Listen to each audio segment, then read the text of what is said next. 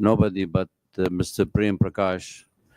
My personal relation with him go beyond 4 decades. I think when I put my uh, ground in the media, I was the first face to meet was Mr. Prem Prakash, and was also working with the ANI in the 90s when we were in Gold Market in Janpat, and we were running from one place to another. But with all his hard work, you can see where did he carry out with the till this stage. I couldn't say no to the book, and the moment he had the book release in IIC, I was very much keen on having the book in the club. But because of the constraint of the time and he is traveling, he actually agreed to host him today. So, with no further delay, he is known to all of us. I will give the mic to Mr. PM to make the introduction. I wanted to thank Atul also. Atul Thakur has been also a force behind, a moderator, a known figure in our media, is a colleague. He has also forwarded and wrote many articles, and the book also he's have contributed. And I think we will have the format that the Mr. Atul will open the remarks on the books, and then followed by Mr. Premji. Then I will leave the floor for question and answer. Mr. Prem. Okay, thank you, Dr. Awad.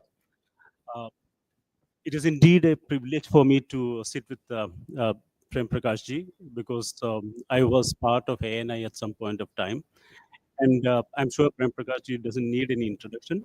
He is father of and chairman of ANI, India's leading multimedia news agency today. A distinguished journalist, he worked with almost all global broadcasters and news agencies, including France, Germany, UK, US, and almost and in almost 7 decades ago, in 1957, he was the one of the key who launched the news agency called Viz News. With more than 75 years of journalism, Prem Prakash has reported from around the world, covering major global events. He was frontline war correspondent during 1962 India-China War, 1965 and 1971 India-Pakistan War. So great experience. So over the decades, he has met and reported alongside every Indian prime ministers from Jawaharlal Nehru to Manmohan Singh to Vajpayee and so many other prime ministers. He dedicates his time. Right now, he is busy writing books.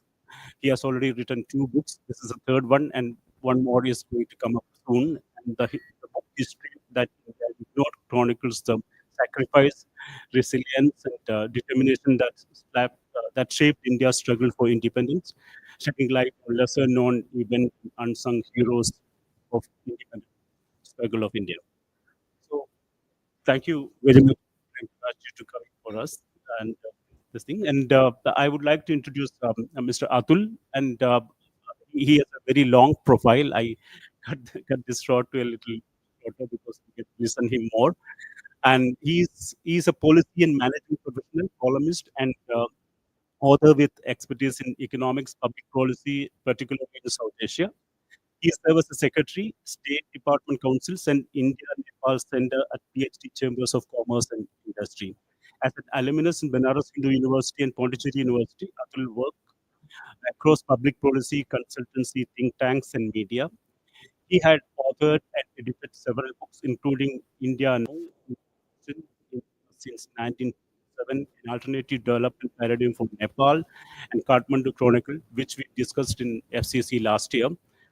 And Atul is widely published columnist and a literary critic and active consultant in publishing sector in India and Nepal. He also holds advisory and honorary affiliation with several organizations and institutions in South Asia.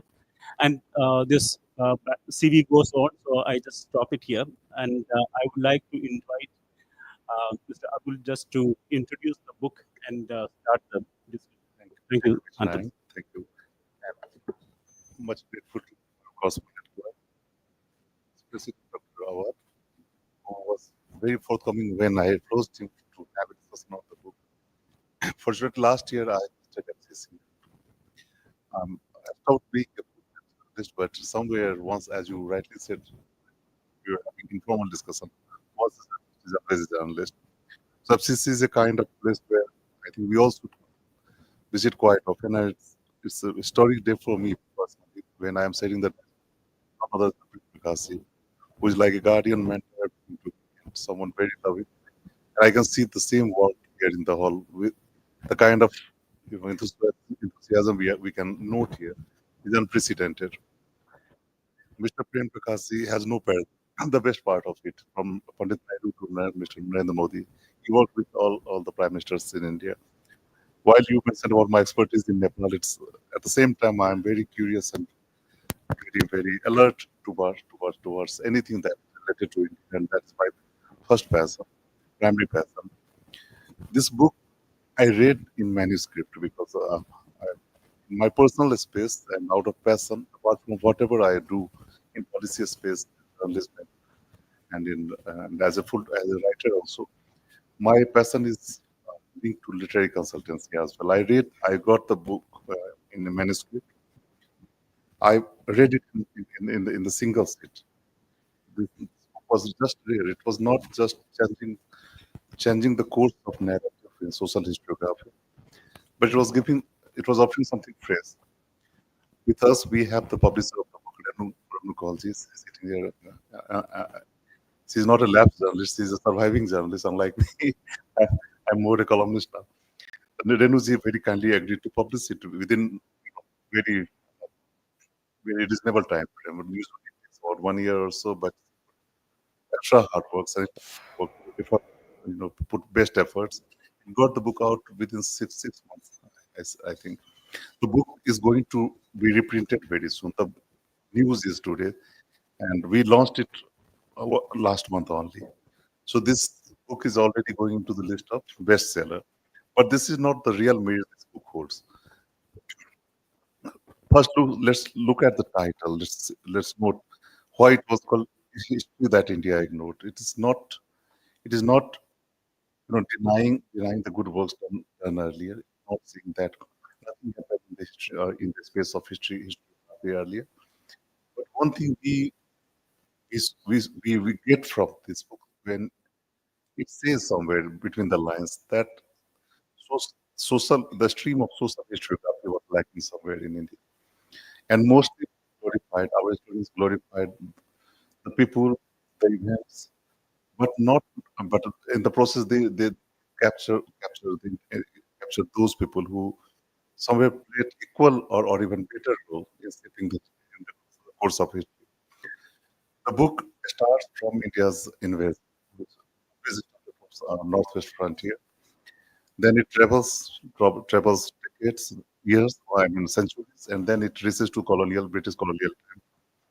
And there it makes a commentary on the role of Indian economies, how it has started on a comfortable, keeping very cozy relationship or kind of playing safety valve to the Britishers. They were almost happy with the for emergence of Indian National Congress. They were not seeing that a big threat is coming their way. And initially the demand was for home rule or dominion status. It was limited to that.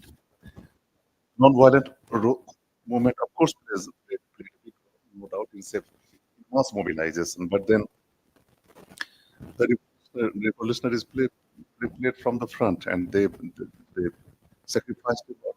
We had at least two territories, Bengal and Punjab. These terrains were badly ravaged during colonial time. And this book chronicles some of the great Ajit Singh Ji, Madan Lal Vingra, Veer Savarkar, and others.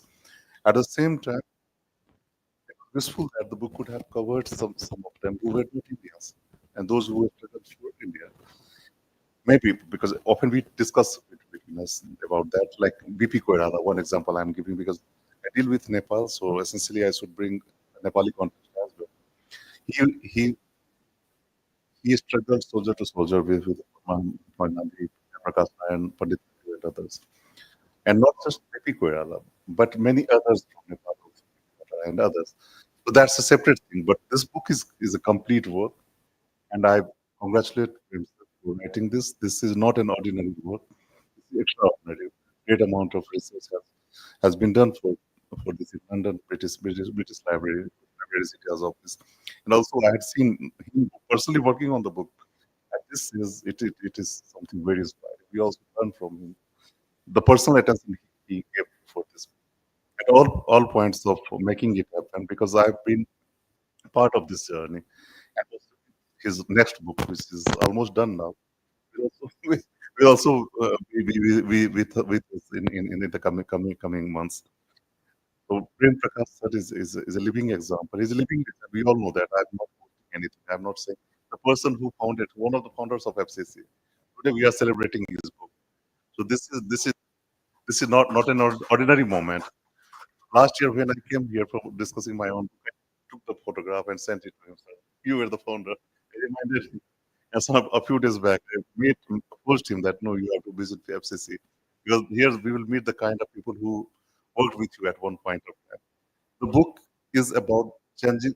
It's the book is kind of course correction in the domain of history writing.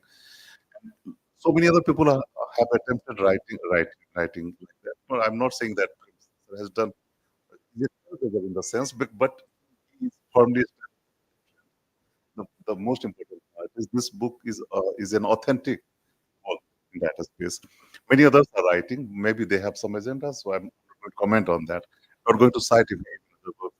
But this book does go. That's why it's important. I will have Mike with me, and I will have time, time to speak further. But in the meantime, I will request him, sir, to kindly reflect, give a detailed presentation. What made you to write it and complete it? Thank you. You want to say something? Yes, sir. You want to say something? Bolo? We can do that after. We'll do it. Okay. Soon after this. All right.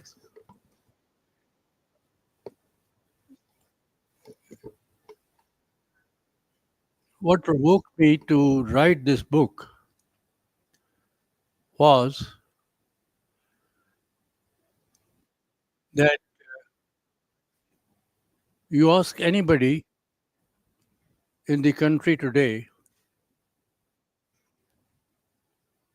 how did we get our independence?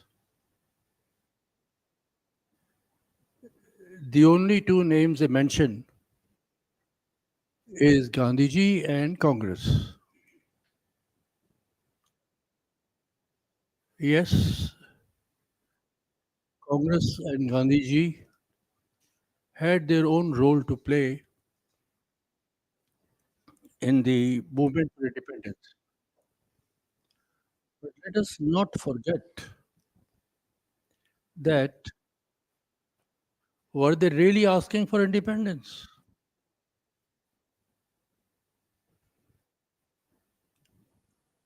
Congress, no doubt, was founded by an Englishman, and those were the kind of Englishmen who were wanting to settle down in India, and they were usually anguished about these people coming from London and ruling. They wanted to rule themselves, so it was basically demand for home rule. And it changed a lot when Gandhiji came into the picture in 1915. However, never let us not forget what exactly was their demand. Independence came to us not by them only. They had a role to play. I have quoted in this book the words of Clement Attlee, during whose rule independence was decided for India. He was asked this question in Calcutta, where he was staying at the government house. The acting governor there, the Chief Justice of Calcutta High Court, I think, asked him whether Gandhi and Congress were really that strong that you had to concede independence? What was the reply? Minimal. He said, he quoted him in the book. He almost said that they were spent force, had no plan when they were released after the war. They had no plan to what further to do. It was basically the attack of INA at Imphal. If at Imphal was very strongly fought, INA lost almost 26,000 people there. It was fought from door to door. Tragic that it was lost. But according to Attlee, or even otherwise, if Imphal had been won by INA, India would have risen in revolt. And they also realized at that time that INA was consisting of whom? People from British Indian Army. Okay, they were prisoners, but they recruited from there. And the impact of the Indian National Army at that time, when they tried with Shah Nawaz Khan and others at the Red Fort, was such that they were concerned and worried that if they sentenced them, because hanging was the only solution for a person who has done that. So before even as the judgment was announced, simultaneously, the army chief at that time, Auchinleck was it or whoever, it's in the book, uh, announced their release because they didn't wish India to rise. And there are many, many others. Now, I was mentioning to you that the demand was only home rule. Bhagat Singh, whose name almost everybody remembers in India, among the few names that they remember, was about to be hanged. December 1930. He was hanged in March 31. Congress was absolutely unpopular. There were demonstrations against Congress. Gandhiji was not even looked at. It was at that time that Jawaharlal Nehru, because Congress was meeting in Lahore for its annual session, trying to gain sympathy or revive itself. At that time, Jawaharlal Nehru announced after that our aim now is complete independence. Because Bhagat Singh had said, he had laughed at them, that we are a great country. Why should we need to as dominion status? Under dominion status, the king or queen of England continued to be the head of India or the dominions. For example, Australia, the Governor General is nominated by the British, not by Australians, not by Canadians. Same thing.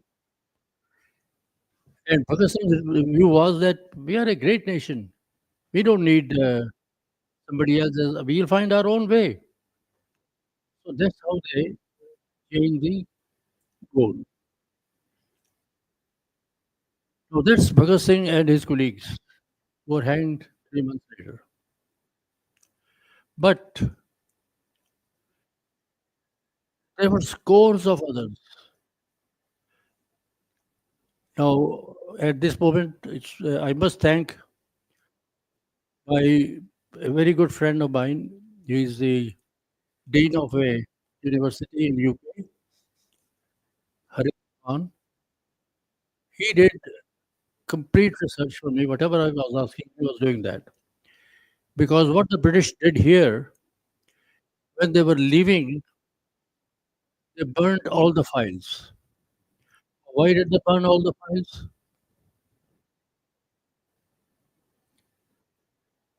Any answer? No. They burnt all the files because that would have exposed the collaborators. India's tragedy has been from ancient times. Why was Prithvi Raj defeated? Jayachand. We have had collaborators, traitors all through our Indian history, and there's no dearth of them even now. Just imagine after Pahalgam, how many have been arrested? What on earth was their intelligence doing before then? This is from a country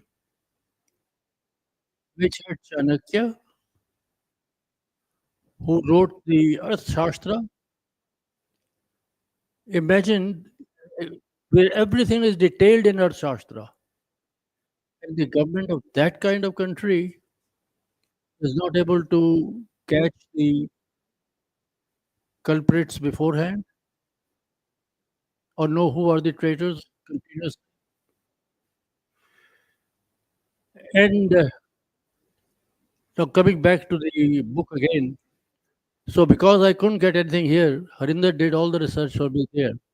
Because the files in London are at the India House Library, they are all intact.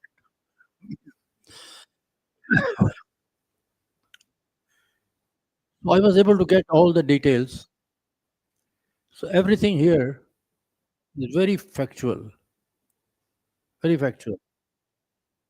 Whether it is Raj Bihari Bose, Raj Bihari Bose was responsible, along with others, to throw the bomb at Lord Curzon when they were moving the capital to Delhi from Calcutta. He decided, like the Mughals, put out a procession from Fatehpuri Masjid all the way through Chandni Chowk and land there to Red Fort. He was no bloody Mughal. Raj Bihari Bose succeeded in injuring him. He survived because a local doctor managed to treat him. But otherwise, it's heroes like him whose name you hardly hear now. Why have they been forgotten? Because independence came to us, as I repeat, not as Attlee said, not because of Gandhi or Congress, but they were now afraid that they had only 40,000 troops, British troops, in India. And in case an uprising came of the kind that happened in 1857, i.e., if parts of the Indian army went into mutiny, which had happened, naval mutiny in Bombay, Air Force ratings in Karachi, Bombay. It's all that made the British to decide that the respectable way is to leave. There are a number of people, there are women who, upon being possibly arrested, would take poison and die and not be get into the hands of the British or the police. Those are the stories that our people must know. We must remember why have we ignored them? So this book really is a tribute to all those people. And History That India Ignored is the title which my publisher gave it, rather than the unsung heroes and so on. I think she Renu found an excellent title for the book. Thank you very much. I haven't thanked you before. And it is that really history that India ignored. So I hope you will all read it and enjoy it and remember those people. Because look at I was honored a few days ago at the Khalsa College. There were over 3,000 people present there, students, parents, all kinds of people. And I told the students that you are all here because of the sacrifices of these people. The only education that the British were giving were to produce clerks, not to produce scientists, not to produce those two ladies who are working on India's moon mission. Look at how long we have with independence, how where we are today in 75 years. We have come a long way thanks to all these people. So that's it. I hope you read it and enjoy it. Thank you. Thank you very much. I know you have opened many areas which have not been focused, even while we are discussing. When we come to India and Indian history, we always focus 1947.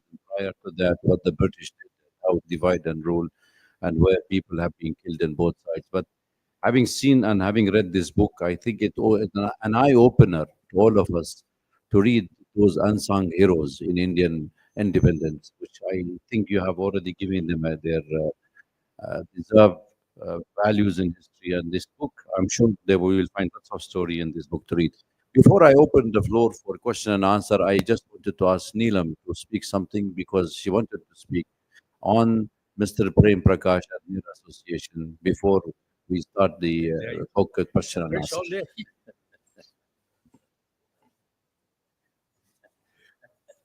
Told you.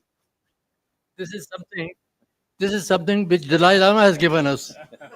It's only he started it. We never did that before. Dalai Lama started it. If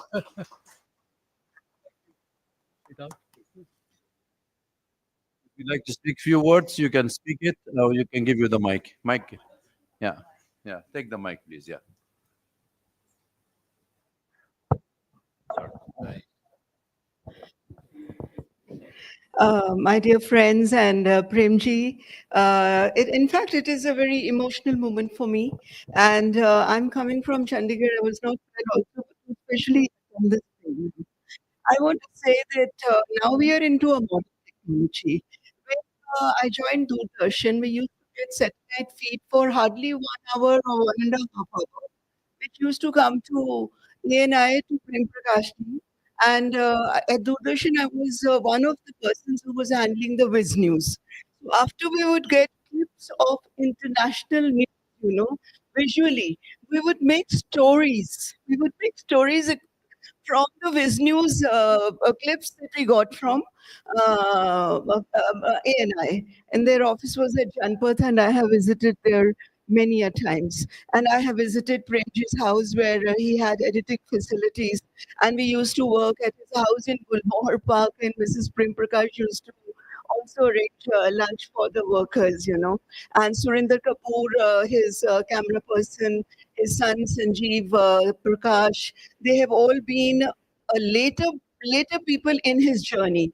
And if we talk of TV journalism, Premji, it is not really saying bigger, Dr. Abad, that we always say कि एक बड़ा फल पेड़ होता है जिसपे बहुत फल लगते हैं और वो जो फल और फूल हैं वो पेड़ खुद नहीं खाता है, right?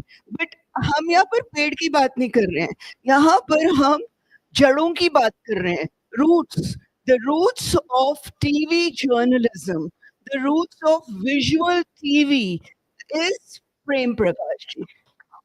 He is the roots. Without him, neither Doordarshan nor NDTV nor Dr. Prannoy Roy, nothing could have been done. He is, and I really wish that the government of India gives him Padma Bhushan, if not Bharat Ratna, because he is one of the key I members turned it of out. I satellite turned it out television. many years ago. Yeah, but they can still do it better late than never. So, Premji, you are really welcome to the Foreign Correspondent Club of South Asia with Dr. Vaid as president. And I wish you very happy, healthy, and prosperous long life. So much. Thank you. Thank you very much. I open the floor for question and answer. You can have the mic. Manish.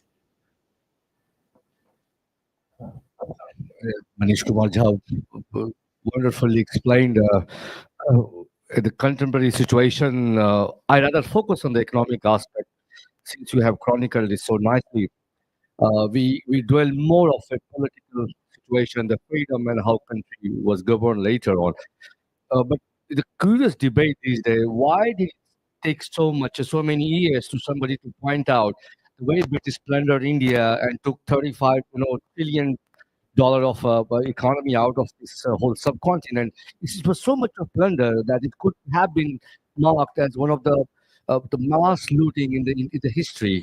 Perhaps I'm still curious and wonder that why this debate is now forward. Why the historian did not focus, historian of your time, perhaps post-independent, I could quote many of them, they focused bits and bits, but not in the consolidated manner. It took leaders like Shashi Tharoor to make it very popular argument how it is plundered. And that's the reality. I grew knowing that, of course, British gave a railway and all that. It took me a couple of years to realize how they plundered it and such a staggering scale. Why it did not come into the focus, if you could answer and elaborate. Thank you. I need an answer to that myself, because that's why I written this book. Because why did they forget these people? Independence came to us because of them, not because of Congress or Gandhiji alone. It is their sacrifices. They are the ones who were hanged. And as far as the loot is concerned, well, anybody visiting London, as I read somewhere, all the time I say, when you visit Tower of London, where they have put on view Kohinoor also in two parts, the jewelry, the gems, all taken from Indian palaces. Classic. I think I mentioned in this book also a story. I was once staying in Bath, and I took a walk from Bath, where the hotel I was staying, to the city. I saw a lane, Vellore Lane. I was kind of taken aback. Vellore Lane in Bath. So I asked the hotel people if they knew anything about it. You know what? There was some small chap who was only a major in the East India Company's army. The loot that he picked up from India, because he, instead of going to his own village back, he came to this village. That's what they used to do. Why? Because if he went back to his own village, they will know that this guy has come with loot from India. Here they come. What a huge house, which is now a hotel. If ever any of you visit, Bath, please go there. What a huge place. Acres and acres of gardens around it. They became the English, what the English call them, English sires. All you go to any home now; those homes are under the National Trust of Britain, because in Britain there is that inheritance tax, and they couldn't pay that. They need loot to pay that, no? They can't have any further loot. So that's the whole thing. That's the story, my friend. Yes, please. Yeah. Can Mike here? Yeah, yeah.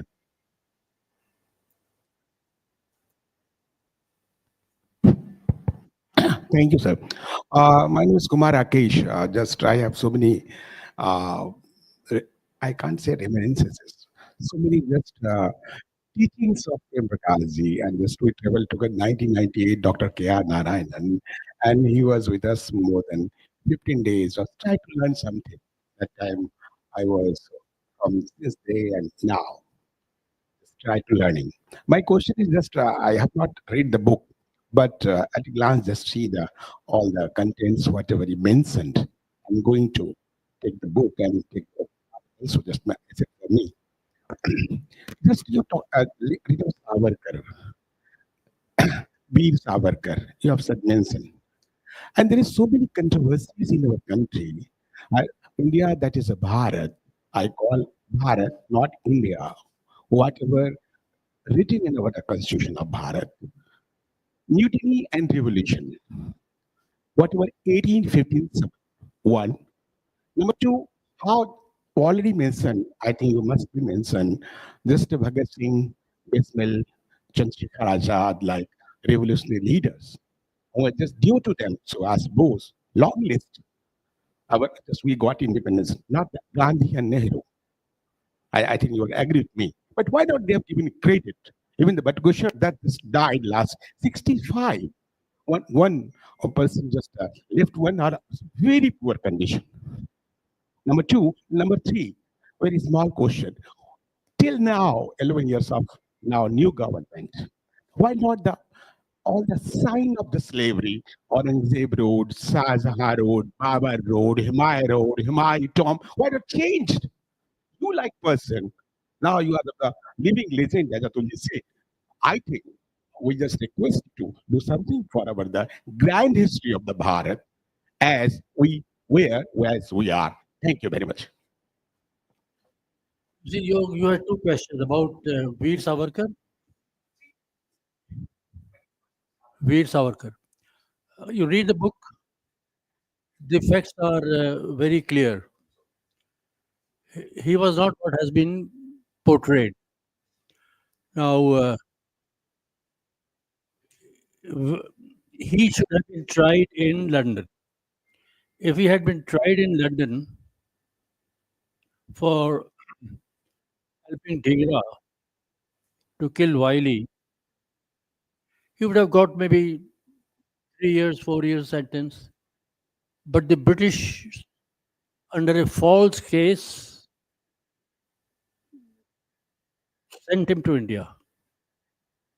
He escaped from the ship and swam to the French coast. Unfortunately, those who were to pick him up, they were slightly late. And there was a long case between the French and the British as to why they arrested Savarkar from French soil. Anyway, they brought him here. The reason they had sent him here was to send him to cellular jail in Andaman. He tried to escape from there.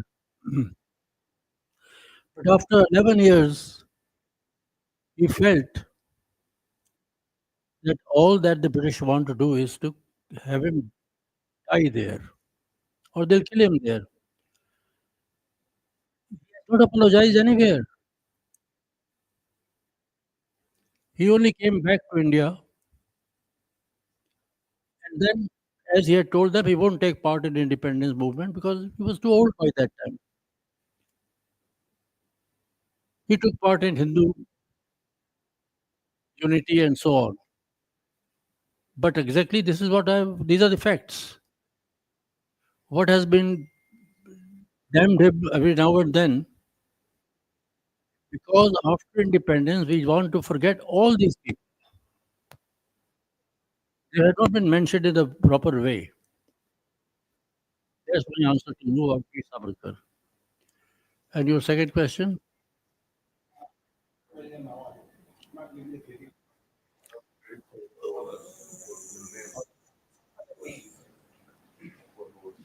You see, as far as the names of these streets are concerned, I think personally, these names should remain to remind us. Removing the name is not going to help you in any way. Maybe Aurangzeb you want to remove, but again, who fought all the battles for Aurangzeb? Rajput commanders.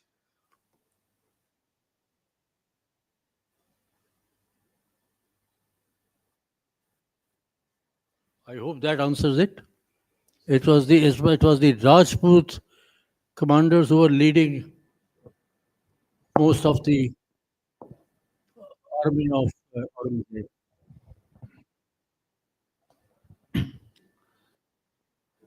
All right.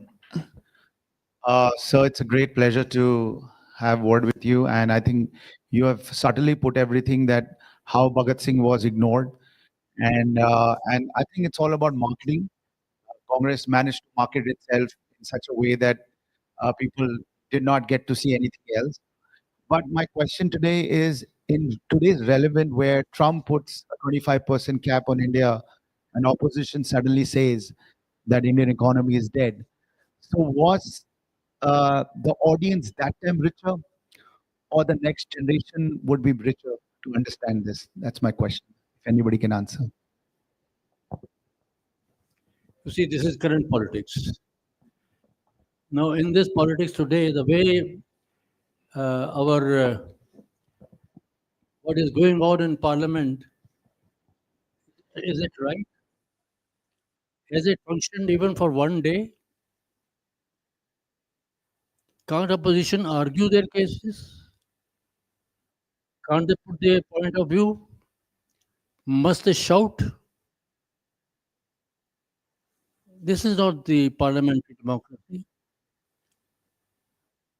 Are they trying to prove that India is not suited for parliamentary democracy? So that's the only answer I can give you. So if I can add something, Huh? if I can speak, a few policy measures may have gone wrong, but that doesn't mean that Indian economy is dead economy. That's a kind of misnomer. So we should not give heed to that. All these kind of remarks that Indian economy is not working out.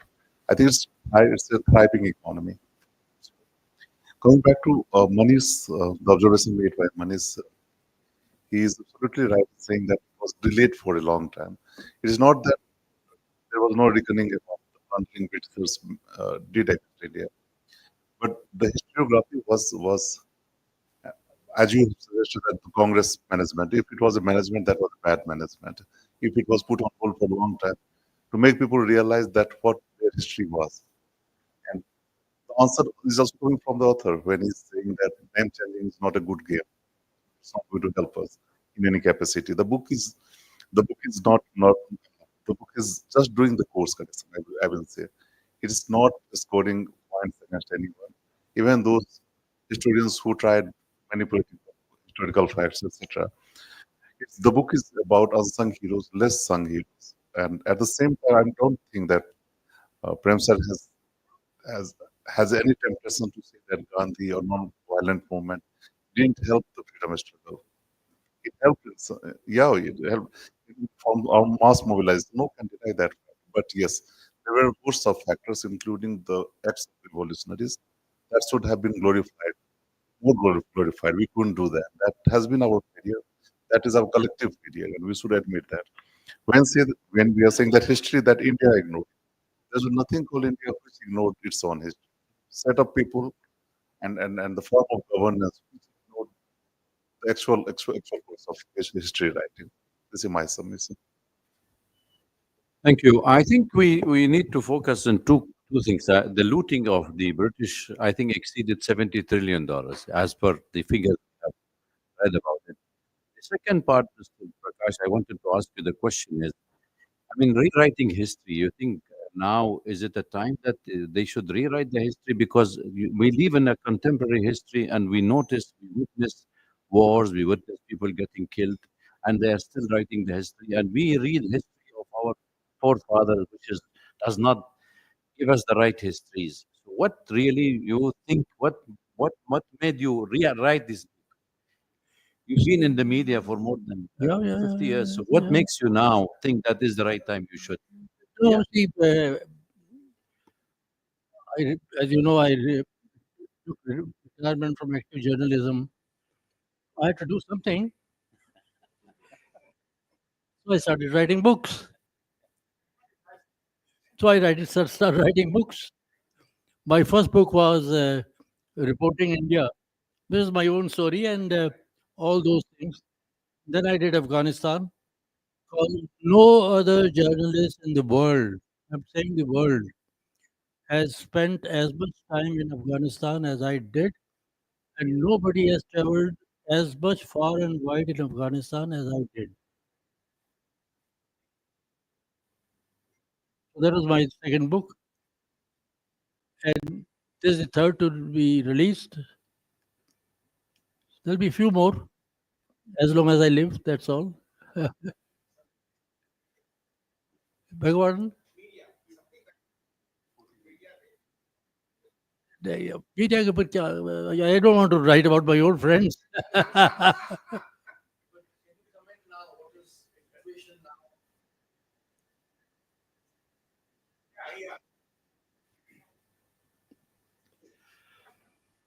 Let me put it the other way. Are you Yeah. happy with the Indian media currently? At the moment, no. Why? No questions are raised. No questions are raised. No press conference.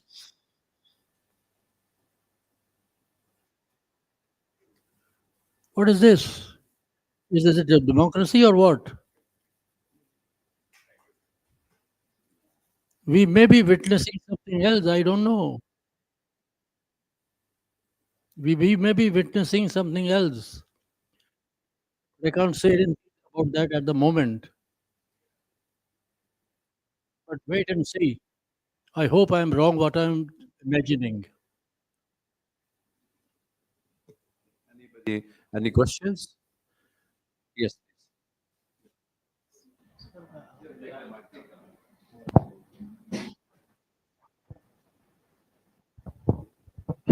Sir मेरा प्रश्न Prem Prakash sir से है कि आजकल कुछ लोग गोडसे को भी आतंकवादी कहने लगे हैं।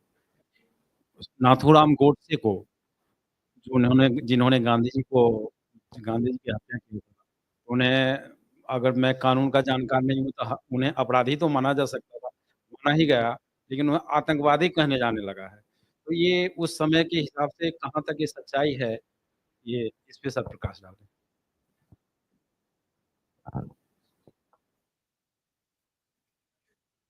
देखिए ये बड़ा टेढ़ा सवाल है।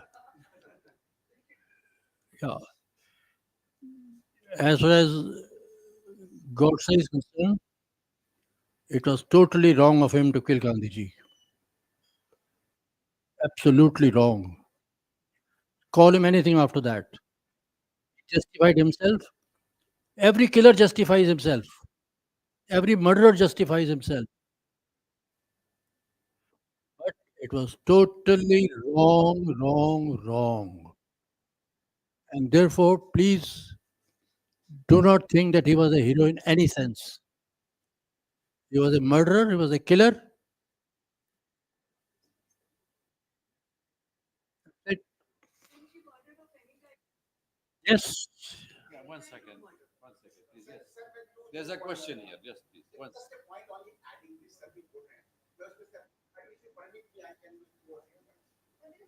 Just give us the question, please. Just let me. Yes. Yeah. I would just like to ask you a question about your second book on Afghanistan. So, what do you think about today's Afghanistan? It's completed 13 years and completed one more history. So, we have been covering Afghanistan. I have been traveling to Afghanistan. देखिए ऐसे है, Afghanistan is a victim of Cold War. Those of you who have studied the whole history of Cold War, one side Soviet Union, the other side US. Instead of remaining as Cold War, they turned it into hot war in Afghanistan. I can tell you one thing. When I first went to Afghanistan long ago, it was one of the happiest countries in the world. Its currency had better value than the Indian rupee.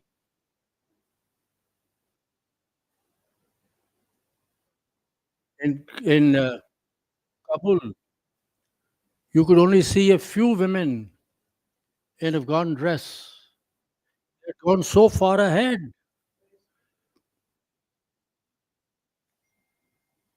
King Zahid Shah was a great king. And education for women was his first priority. So it's the Americans who got it started via Shah of Iran. And it's a sad thing. And look at this. These Americans, presidents, I don't know what kind of people they are, all of them. Look at the way the previous president withdrew from Afghanistan. Array, you have been there for 20 bloody years. You turned that country almost like a American state. And you just leave like that, leaving their equipment at the airport, air base, and handing it over to Taliban. How do you excuse them? Because they were the Americans are responsible for it. Can I ask you just a relevant question on regard to the idea of Pakistan, since you talk of unsung heroes in Indian history, but then the idea of Pakistan, how did it come from? I mean, who was responsible for it? Because every time we read this part of history, they don't give the right answer. I have mentioned in the book, Jawaharlal Nehru was invited by Mountbatten and Mountbatten to Singapore. Maulana Azad was the Congress president. It was duty of Jawaharlal Nehru when he came back to report to the Congress president what all happened in Singapore. He didn't tell him all that. It seems Mountbatten had convinced him there itself that partition was the only way out. Jinnah was against it. Jinnah didn't like this partition. But then Mountbatten told him, well, this is what you get. Take it or leave it. What could he say?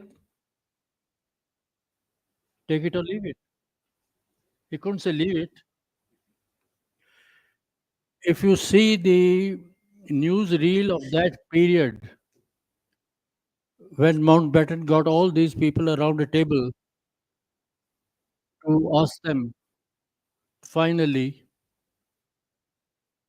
if the plan was okay, started with Congress, Akalis, and others, then came to Muslim League. When it came to Jinnah, he did not utter a word. He again asked him, and all Jinnah did, nodded, didn't say from his mouth. Thank you. Anybody, any questions? I give the floor for PM again to vote of thanks. It was an amazing evening, and a lot of history is being discussed here. I mean, we all, it's our mistake that we missed a lot of our history. Reasons are.